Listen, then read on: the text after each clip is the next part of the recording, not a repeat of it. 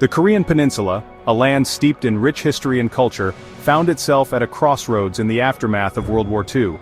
Once a unified kingdom, Korea had endured decades of Japanese rule before the war's end brought about a new and ultimately tragic division. In 1945, as the Allied forces dismantled the remnants of the Japanese Empire, Korea, geographically nestled between the burgeoning superpowers of the United States and the Soviet Union, was split along the 38th parallel. This arbitrary line, drawn with the intent of temporarily dividing the peninsula for administrative purposes, would soon become a stark symbol of the burgeoning Cold War and the catalyst for one of its most brutal conflicts. The United States, championing democracy and capitalism, assumed control of the South, while the Soviet Union, a staunch advocate for communism, took the reins in the North.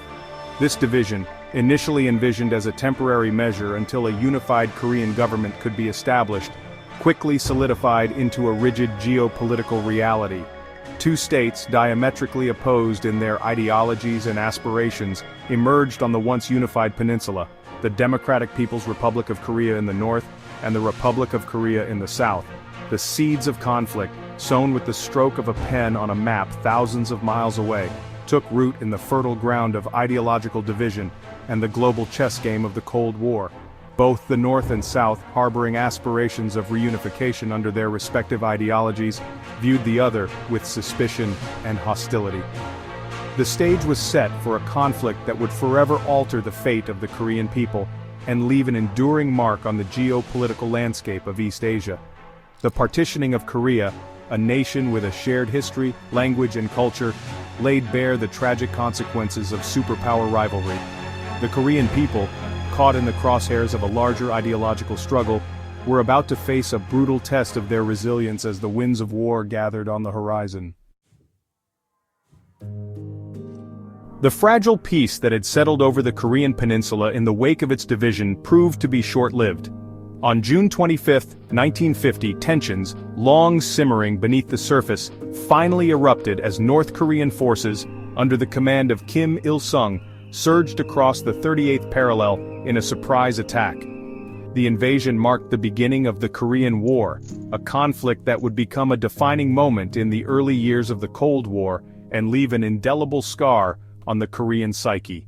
The United States, viewing the invasion as a blatant act of communist aggression and a threat to the stability of the region, wasted no time in mobilizing its military might.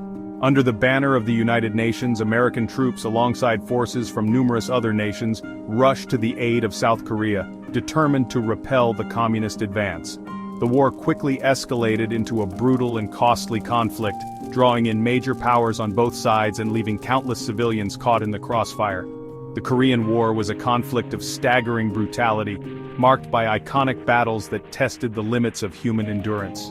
The Incheon landing, a daring amphibious assault masterminded by General Douglas MacArthur, turned the tide of the war in favor of the UN forces, while the Battle of Chosin Reservoir became a chilling testament to the tenacity and fighting spirit of both sides amid a brutal Korean winter. For 3 long years, the Korean peninsula became a battleground, its once tranquil landscape scarred by the relentless bombardment of artillery and the carnage of trench warfare. On July 27, 1953, an armistice agreement was signed, finally bringing an end to the bloodshed. However, the agreement, while halting the fighting, failed to achieve a lasting peace. With no formal peace treaty ever signed, the two Koreas remained technically at war, their shared border, the demilitarized zone, transformed into a stark symbol of a nation divided and a conflict frozen in time.